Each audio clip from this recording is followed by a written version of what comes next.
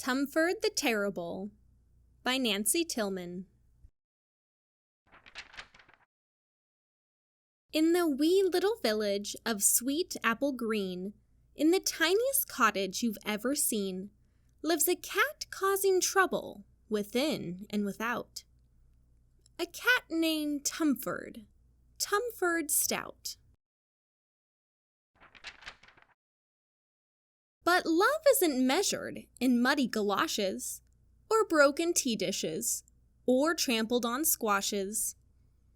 No, love is a thing that just happens, you see, like the way I love you and the way you love me. And so it goes, Georgie and Violet Stout loved their cat Tumford day in and day out. They fed him with Violet's twinklefish pie, and they nicknamed him Tummy. Can you guess why? But oh dear and oh my, there was one small pity. Tumford, it seems, was a most stubborn kitty. In spite of the manners he often forgot, he would not say, "I'm sorry." Oh no, he would not. Instead, do you know what that Tumford Stout did? Well, I see you've guessed it. That's right. Tummy hid. Of all the things he thought were the worst,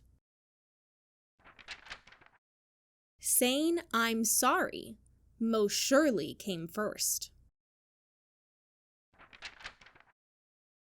One day, Vi and Georgie both said to each other, "As Tumford Stout's father and Tumford Stout's mother, we could try a plan of a different kind. Perhaps with a treat, Tummy might change his mind. In the village today, there will be a big fair. It would be grand if we all went there."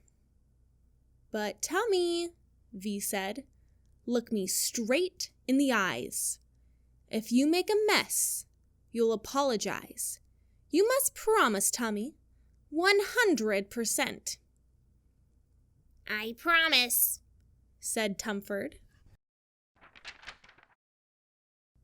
And off they all went. But as Violet was eating and Georgie was pitching, out of the blue, Tummy's nose started twitching. Something smelled marvelous over the hedge. My, he could see it right there on the ledge.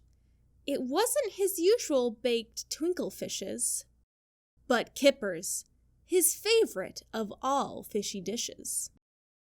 Before they could join in a game of Red Rover, Tum had forgotten himself and jumped over.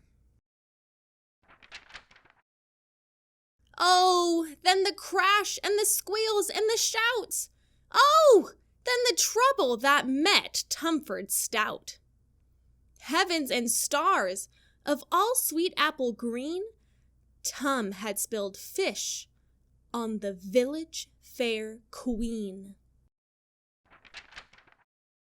And I'll bet you know just what Tumford Stout did. That's right, you guessed it. Tumford Stout hid. "Those words are just awful," he thought.